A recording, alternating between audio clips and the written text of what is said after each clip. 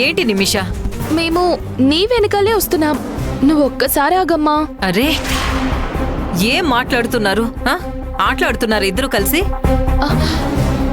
ఏమే ఎంతసేపు పని పాట లేకుండా ఇంట్లోనే కూర్చుని ఉన్నాను కదా, మిమ్మల్ని క్రాస్ చేసుకునే కదా వెళ్ళాను. అప్పుడు మాట్లాడటం తెలీదా?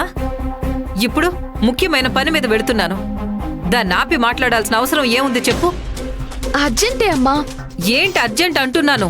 అమ్మా అది అది ఇలా ఇవ్వు. అమ్మా అర్జెంట్ విషయం అమ్మా, కానీ ఫోన్లో చెప్పాల్సింది కాదు, కలిసే చెప్పాలి.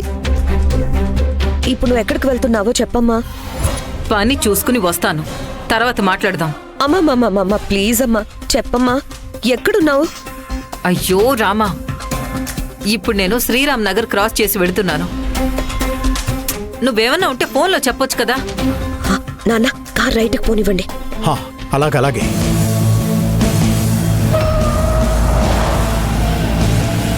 ఏంటి మీరు నా వెనకాలే పడి వచ్చి నాతో మాట్లాడాల్సినంత అర్జెంట్ పని ఏముంది?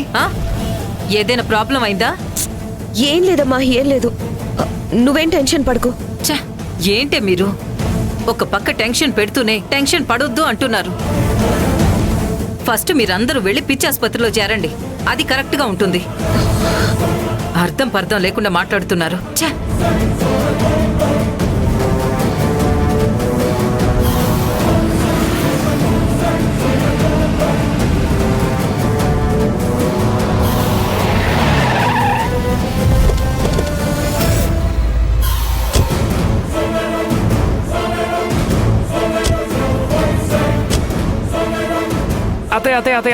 అత్తయ్య ఏంటి మీరందరూ నన్నెందుకు తరుముకుంటూ వచ్చారు? ఏంటండి మీరు కూడా వీళ్ళతో చేరి? నువ్వు బయలుదేరుతున్నప్పుడే నేను పిలిచాను, నువ్వే వినిపించుకోకుండా బయలుదేరి వచ్చేసావు. ఏంటి అంత ముఖ్యమైన విషయం, అది నన్ను ఫాలో చేసే అంతలా? అత్తయ్య నేను చెప్తాను అత్తయ్య, ఒక్క నిమిషం. మావయ్య మీరు కొంచెం ఇలా రండి. ఎందుకు అల్లుడు? అయ్యో రండి మావయ్య. ఏంటల్లుడు పిచ్చోళ్ళ ఏదేదో వాగుతున్నావు? మావయ్య ఇలా రండి, మీరు కాస్త ఇటు తిరగండి. ఎందుకు? ప్లీజ్ అత్తయ్య తిరగండి అత్తయ్య, నేను చెప్తాను. అయ్యో ఏంటో త్వరగా చెప్పండి.